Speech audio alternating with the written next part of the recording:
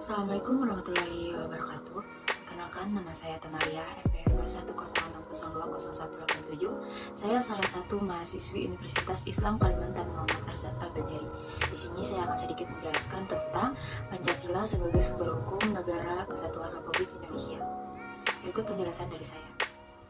Pancasila sebagai sumber hukum negara kesatuan Republik Indonesia. Apakah hukum itu? Hukum adalah suatu sistem yang di dalamnya ada suatu norma-norma dan aturan yang mengatur tingkah laku manusia. Ada pula yang menyebutkan hukum merupakan aturan yang tertulis maupun yang tidak tertulis yang dapat membantu masyarakat dan dikenai sanksi jika melanggar. Dengan adanya hukum, tingkat kejahatan dan kekurang akan berkurang. Pemegang kekuasaan dapat berlaku sewenang-wenang selama tidak dibatasi oleh hukum. Selain itu, hukum melindungi hak dan kewajiban setiap warga negara. Maka dari itu, negara harus memiliki sistem hukum. Karakteristik hukum. Yang pertama, ada bersifat memaksa. Setiap orang wajib hukumnya mematuhi setiap aturan yang ada tanpa terkecuali. Hukum tidak melihat golongan suku maupun ras. Yang kedua, perintah dan larangan merupakan hal yang harus dipatuhi dan hal yang tidak dapat dipatuhi masyarakat. Terdapat sanksi.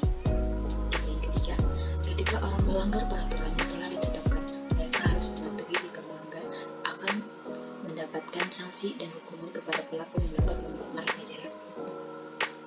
Tujuan hukum.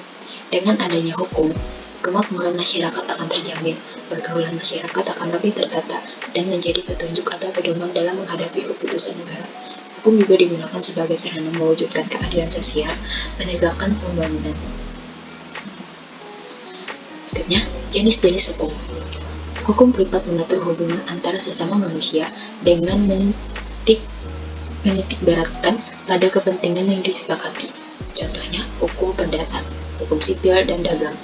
Hukum publik mengatur hubungan antara sesama warga yang menyangkut kepentingan umum. Contohnya, hukum publik adalah hukum perdata, administrasi negara, dan hukum tata negara. Adapun nilai-nilai di dalam Pancasila, yang pertama,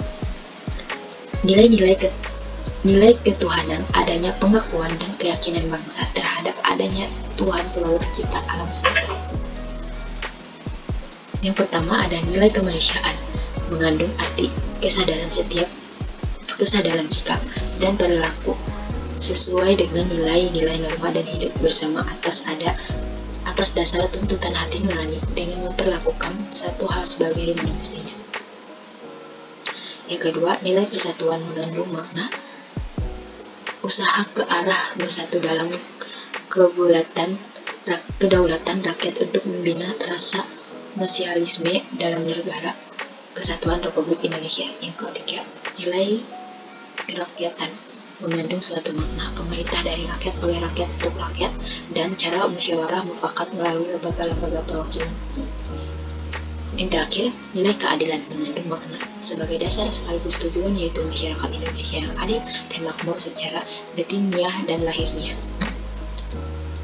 Berikutnya, fungsi Pancasila sebagai sumber hukum ada tiga. Yang pertama, hukum Indonesia berhukum.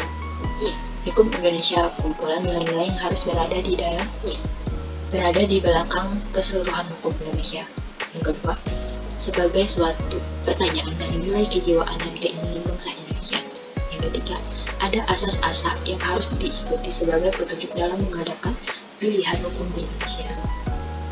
Kesimpulan yang dapat diambil, sumber hukum yang paling dasar dari negara kesatuan Republik Indonesia adalah Pancasila.